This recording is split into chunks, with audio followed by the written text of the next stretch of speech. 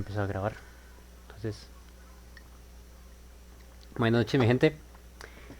Otra vez yo con otro video. Antes de empezar este video, quiero empezar con una introducción que no tiene que ver con el video, tal vez. Pero es que necesito que para muchas de las ideas que yo voy a mencionar a continuación se quiten muchas ataduras mentales que han tenido. Y las han tenido porque sus padres la tuvieron, sus abuelos la tuvieron, sus tatarabuelos la tuvieron y así continuamente hasta casi el inicio de la humanidad. Y yo sé que mucha gente tiende a creer de que básicamente el área religiosa, la religión que profeses, ha sido una de las únicas áreas que no ha tocado la corrupción, porque hoy en día todos sabemos de que los políticos son corruptos, el sistema educativo es corrupto, la economía está corrupta, las fuerzas armadas son corruptas y así continuamente, ¿no?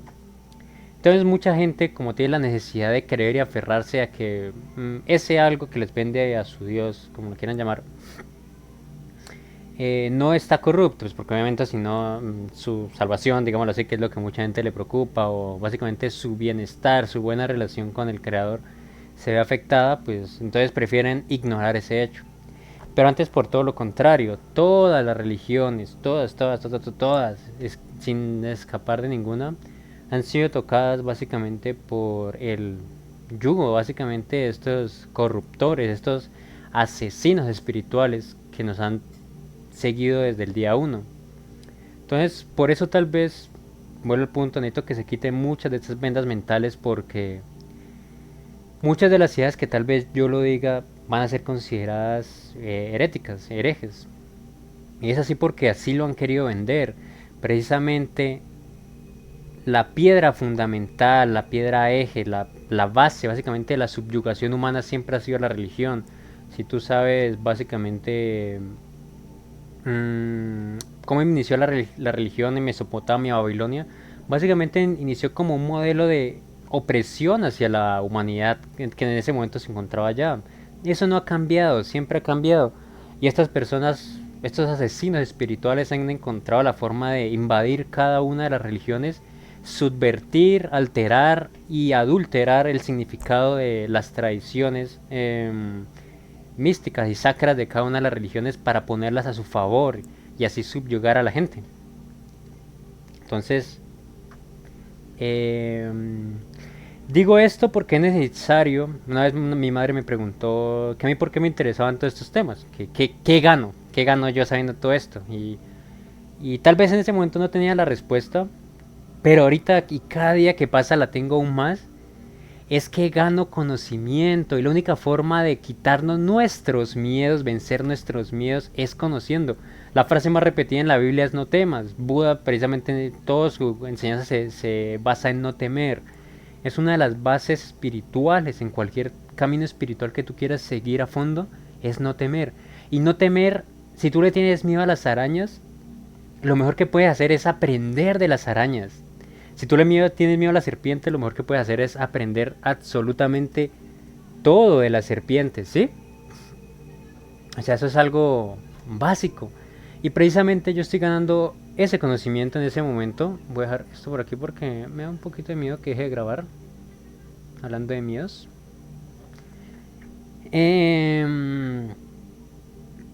Al saber, obviamente, en algún primer momento va a ser chocante, te va, digámoslo así, desbaratar gran parte de lo que conocías de tu familia, de tu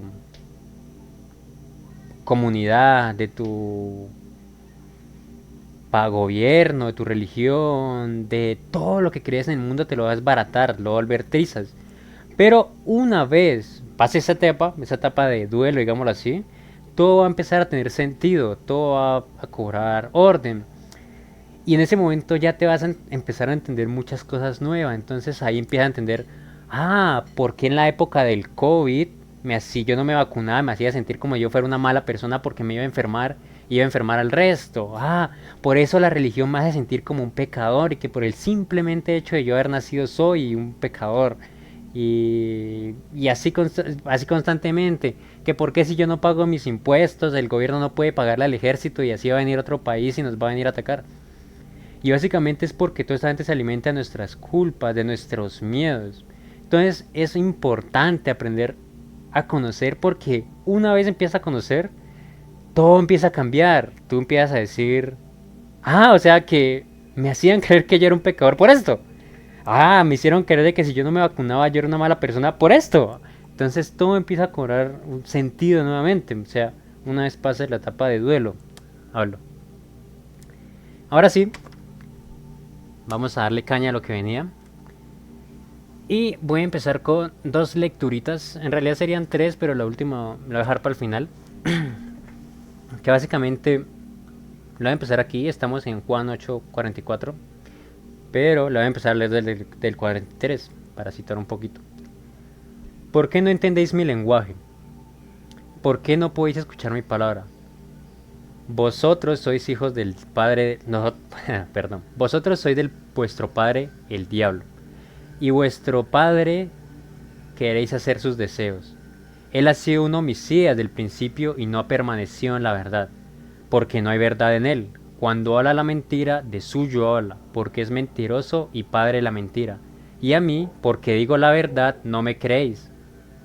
¿Quién de vosotros da regardulle de pecado? Pues si yo digo la verdad, ¿por qué vosotros no me creéis? El que es de Dios, las palabras de Dios oye, pero vosotros no las oís porque no sois de Dios. Ahí lo voy a dejar. Y esta parte va acá complementada. Y ahí ya voy a empezar a hacer unos saltos y voy a empezar a explicar el porqué del todo.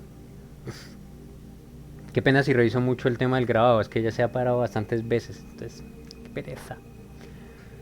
Ahorita estamos en Revelaciones, Apocalipsis 3. Voy a empezar a leer desde el 8, otra vez para citarnos un poquito. Yo conozco tus obras, he aquí, he puesto delante de ti una puerta abierta la cual nadie puede cerrar, porque aunque tienes poca fuerza, has guardado mi palabra y no has negado mi nombre. He aquí, yo entrego los de la sinagoga de Satanás, a los que dicen ser judíos y no lo son, sino que mienten. He aquí, yo haré que vengan y se postren a tus pies y reconozcan que yo te he amado. Listo. Ahora voy a empezar a hacer unos pequeños saltos. El primer alto y el primero que quiero que hagan es este que estoy marcando aquí. Bueno, creo que incluso le puedo colocar. Ah, no, me tengo que registrar. Ah, no, bueno, ahí quedó marcado, espectacular. Esta parte, los que dicen ser judíos y no lo son. Ya después voy a andar un poquito más en ese tema. Vamos a empezar primero con acá, el capítulo de Juan.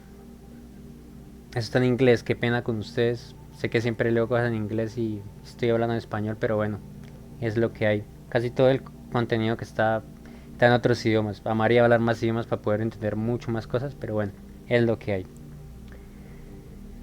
Dicen, aunque la mayor parte de las traducciones de los escolares, de la gente inteligente de las universidades, ve la palabra padre y demonio como pronombres opuestos. Bueno, nouns no es pronombres, es pronouns. Nouns es el, tú.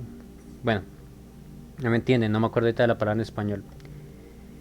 Y de esa manera hay como un paralelismo gramático y muchas veces se refieren a lo mismo. Entonces, en este verso básicamente están diciendo de manera pues literal, pues aquí básicamente están hablando de la sinagoga de Satanás, dicen, y pues obviamente ahí voy a hacer otro alto más adelante, que el padre de los judíos es el diablo, ya. Pero hay bastante debate en esa traducción, que es, ustedes son de su padre el diablo, porque en realidad hay muchas otras fuentes que lo traducen como ustedes son de su padre, el padre del diablo. Sí, sí, sí. Voy a dejar igualmente estos links ahí en la descripción para que ustedes la puedan seguir. Aquí otra vez vuelven al mismo punto. Básicamente, entonces, eso fue una cuestión que hablaron los gnósticos hace como 3000 años, 2000, qué pena, uy, 2000 años antes. Entonces, y está otra vez como resurgiendo, porque estamos otra vez como en un despertar, digámoslo así, de la humanidad, que vuelve al mismo punto. Aquí lo coloca incluso en griego, no sé leer griego, perdón, pero dice otra vez lo mismo, dice, porque tú eres de tu padre, el padre del diablo, y quieres llevar a cabo sus deseos, porque es una decisión desde el principio. Bueno, Ahorita no me voy a meter mucho en este tema. Simplemente lo quería como para enlazarlo con el de Apocalipsis, pero básicamente estamos hablando de que hay una entidad mucho más arriba, digámoslo así, de lo que la gente puede pensar lo que es el demonio. Y yo sé que no quiero que piensen en él como que sea lo típico que la gente se imagina. Un señor en una sala llena de fuego, con cachos, cola y patas de cabra. No, no. En realidad es una energía espiritual. O sea, tal vez en realidad pueda tomar cualquier forma. O sea, si pudiera tomar esa, tal vez también lo pueda hacer, pero yo no sé de esa parte. No estoy en esa dimensión para poderlo hablar directamente. Y bueno, pero lo quiero hablar es porque en estas dos textos enlaza lo que es la sinagoga de Satanás. Bien, primer alto. Si nosotros sabemos el origen etimológico de la palabra sinagoga, o sea, yo sé que muchas gentes hoy pensarán de que la palabra sinagoga es exclusivamente del pueblo judío, así como los católicos van a la iglesia y bueno, sí, pues los judíos van a la sinagoga, entonces ellos la tuvieron que haber inventado, ¿no? Sí, pero no, eso no fue así. En realidad, las sinagogas básicamente nacieron en Grecia. Nacieron, acá lo dice, básicamente nacieron entre la zona de Alejandría, que básicamente queda en Egipto, cerca en Giza, cerca donde queda el canal del Suez, toda esa cosa. Durante el periodo helénico. Y básicamente esto significa lugares de oración o, como dice acá, gathering, lugares de encuentro. Entonces básicamente estos no eran lugares originalmente donde los hebreos de ese momento se reunieran, los judíos de ese momento se reunieran, sino que en realidad era un lugar de reunión para gente que quisiera tener debates teológicos y filosóficos en base a la existencia, no existencia o diferencias de los diferentes dioses que la gente creía en ese momento. Entonces hay que contextualizar un poquito esta frase aquí. O sea, porque es que si tú lees la Biblia y lo quieres contextualizar como si fuera en el 2026, no va a tener sentido, no lo va a hacer. Tienes que más o menos meterte un poquito en la cabeza de la persona que estaba ya en el 70 antes de Cristo, en los años 30 después de Cristo, más o menos cuando estaban ocurriendo estos hechos, para tener idea de lo que se te está hablando. Entonces, en este caso, cuando esta persona dice sinagoga, Satanás no están hablando directamente de un lugar de oración del pueblo judío hebreo. Están hablando de un lugar de reunión y adoración, básicamente, sí, de Dios, o sea, Dios en general. Entonces, la sinagoga de Satanás es eso, es básicamente un lugar de oración a Satanás, Lucifer, el diablo, bla, bla, bla. Listo. Segundo alto. Dice los que dicen ser judíos y no lo son. Yo no sé si ustedes saben en este momento histórico, vean, del 4 antes del Cristo al 72 después de Cristo, Herodes el Grande, creo que todo el mundo lo conocerá. Herodes básicamente el que mandó a matar a los niños cuando nació Jesús de Nazaret y pasó todo ese tema. ¿Por qué estoy mencionando a esta persona? Si ustedes lo ven, esta persona es parte de la dinastía Hasmonea de Judá. O sea, era básicamente parte de la realeza política y espiritual de los judíos en ese momento. ¿Bien? Pero, si nosotros vemos los orígenes de esta persona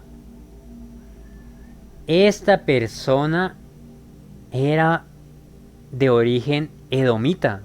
De hecho, gran parte de toda, digámoslo así, la clase dominante judía era de origen edomita. Y bueno, ¿qué pasa con los edomitas? ¿Quiénes son estas personas? Los edomitas. Si ustedes se acuerdan de la historia de Jacob y Esaú, Esaú tiene tres esposas y pues algunas concubinas, ahí sí no sabría qué cuántas, tal vez muchas, tal vez poquitas, pero una de ellas es Timá. De una de ellas da un hijo Amalek. Amalek se puede interpretar, tiene una traducción como gente que lambe sangre, Amlek, gente que lambe sangre. Y es muy interesante que nos hagan básicamente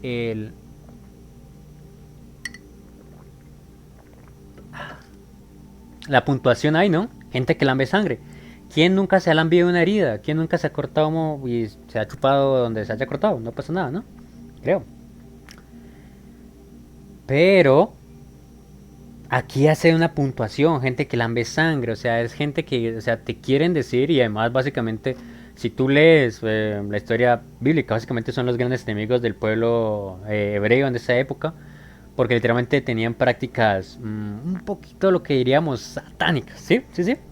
O sea, básicamente lo que hoy en día podríamos decir que pasa en la, en las élites gobernantes del mundo que comen niños, sacrifican niños. Uy, esa parte me va a tocar censurarla. Pero bueno, sí, sí, sí. Pues esa gente tenía las mismas prácticas hace casi, bueno, no sé, ahora sí casi 3000 años antes. ¿Sí me entienden? Y esta gente, ¿quién es Amalek? Amalek es básicamente parte de la descendencia de Saúl, como viene diciendo, que es parte de los gobernantes de Edom. Edom, de donde vienen los edomitas, que es de donde viene Herodes y es de donde viene la clase dirigente de los judíos. ¿Sí me entiende dónde va el punto? No son judíos, pero dicen serlo. La sinagoga de Satanás. Son mentirosos porque su padre es mentiroso. Básicamente, eso hay que tenerlo en cuenta porque básicamente así es como funciona el enemigo. El enemigo básicamente, y en este momento quiero hacer un alto, hay una frase que me encanta que dice, el mejor truco del diablo ha sido convencer a la gente de que él no existe. Me parece una frase espectacular. Aplica. Es porque es una entidad, yo sé que dentro de nuestra cosmovisión, quien sea latino tal vez ha escuchado por ahí Octavio Mesa y la pelea con el diablo y él le dio machete y le cortó la corda y bueno, un poco de chimbas. Pero en realidad estamos hablando de un ser supremamente inteligente, o sea, no igual de inteligente que el Dios creador del mundo, pero supremamente inteligente, ¿ah? Básicamente estamos hablando que esta persona sabe que, y bueno, no la tengo ahí, pero en Apocalipsis básicamente dice que la humanidad va a estar adorando a la bestia. O sea, no dice que la humanidad va a estar corriendo de terror, no dice que la humanidad va a estar atemorizada, que va a haber demonios corriendo por las calles decapitando gente. No, dice que la gente va a estar feliz, que va a estar adorando a la bestia, ¿sí? O sea, en sentido positivo. Entonces, esta persona, esta energía, sabe que la mejor forma no es la agresividad directa, si es una forma de agresividad pasiva, activa, pero es básicamente es eso, es como y lo voy a colocar, tal vez lo suba al canal como para enlazarlo, como dijo John F. Kennedy, básicamente es mejor subvertir que atacar, es mejor guerrillas de día que guerrillas de noche que ejércitos de día, es mejor silenciar que dar la voz. Entonces, básicamente esto es lo que nos está comentando. La sinagoga de Satanás, yo sé que mucha gente dentro de su mundo esotérico, ¿no? Conspiranoico como el que estoy yo, siempre apuntan. ¿Quiénes son los dueños del mundo? Ah, son los Rothschild, son los de Bayer y son todas las familias que manejan la pornografía, que manejan la banca, que manejan la economía, que manejan la farmacéutica, la industria militar. Y mucha gente dice, ¿y qué, de qué orígenes son todas las personas? Sí, son judías. Pero, vuelvo al punto. Eso es lo que quieren que tú creas. Eso es lo que quieren que tú creas. O sea, precisamente se apropiaron de esa identidad porque son sus enemigos jurados. O sea, si vieron la línea de tiempo que hice atrás y más, después tal vez algún día hable más de esto. Es que tengo demasiado para vuelvo al punto. Pero estos son enemigos jurados. Esta gente tiene que deshacerse de la descendencia de Jacob. ¿Y cuál es la mejor manera de hacerlo? Pues infiltrarse y después desde adentro haciéndose pasar por ellos perseguirlos. O sea, por eso esta gente básicamente trajo y básicamente permeó sus prácticas satánicas, porque no encuentro esta palabra, dentro de básicamente las religiones, o sea, no solo voy a hablar ahorita, la religión hebrea fue la primera en sufrir esto porque fue la primera religión monoteísta formalmente. Entonces fue la primera que tuvo que ser atacada y fue la primera que tuvo que ser... vuelvo al punto, no tiene que ser destruida y desaparecida, tiene que ser pervertida al punto de que ya lo que digan ya no sea válido ante los ojos del creador. O sea, tiene que ser sus palabras subvertidas, alteradas y adulteradas al punto que ya no sea válido. Eso fue lo que pasó. Después siguieron con el resto de religiones del mundo, teniendo básicamente con... La última persona que denunció esto fue Jesús el Nazareno. Terminó en una cruz por eso. Y después, muy irónicamente, los mismos que lo pusieron en esa cruz, se les ocurrió armar una religión en su nombre. O sea, mejor dicho, un plan loquísimo. Y hablando de la gente que lo puso en la cruz, básicamente si tú lees la historia de la Inquisición, de los jesuitas, y cómo se formó todo el aparato inquisitivo en el mundo, porque fue en el mundo, o sea, no fue solo en Europa, fue en el mundo, fue en las Américas. Bueno, que en las Américas ya empezó a perder bastante impulso para esa época, o sea, mejor dicho, durante la época que estaba recluido en Europa, estaba en su máximo esplendor, pues, porque después pues, descubrieron América, el Imperio Otomano empezó a atacar por el oeste, entonces empezaron a pasar cositas, ¿no? Entonces perdió su mano de hierro sobre el mundo.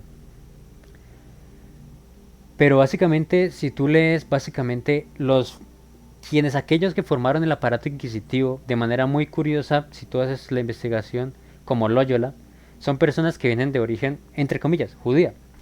Y fueron los mismos que después a estar dentro del aparato católico del Vaticano, digámoslo así, instauraron estatutos, políticas, leyes para que gente judía, gente de verdad judía, no pudiera entrar, acceder al aparato católico, básicamente a ser parte de, ¿cómo te lo digo yo? Pues sí, a ser parte de labores dentro de la labor católica, qué pena. Sino que los excluyeron del todo. Y después fue esta misma gente lo que lo empezó a perseguir. Lo que digo, básicamente es un plan maestro, wow. O sea, Milde y Q llegaron, dijeron, no, pues esta gente son nuestros enemigos jurados, pues más bien nos inmiscuimos dentro de su comunidad, nos hacemos pasar por ellos y después desde laditos así como que no nos vean mucho los empezamos a matar. ¿Correcto? Eso es lo que pasó. Eso es lo que pasó. Y pues bueno, mi gente, espero haber sido un poquito claro. Lo que digo, esto hay que sondearlo un poquito más. Tal vez sería muy óptimo que yo empezara a hablar de la cuestión de Saúl y Jacob. ¿Por qué son enemigos jurados? O sea, esto es una cuestión que viene desde ahí, literalmente. Pues sí, hay demasiado, demasiado, demasiado. Aquí lo tengo en griego, lo que digo, no sé leer griego. Estuve un rato intentando aprender un poquito de esto del caso genitivo en griego, que es básicamente lo que da pie a esta cuestión. Que eso es básicamente algo como en el español, que le dio una forma da un sentido, se le dio una forma le da otro sentido. Como el chiste de no es lo mismo una negra en pelota que una pelota negra, algo así. Eh, y ya, o sea, eso va a ser todo por hoy. Llegué hasta aquí, muchas gracias y pues ahí seguiré.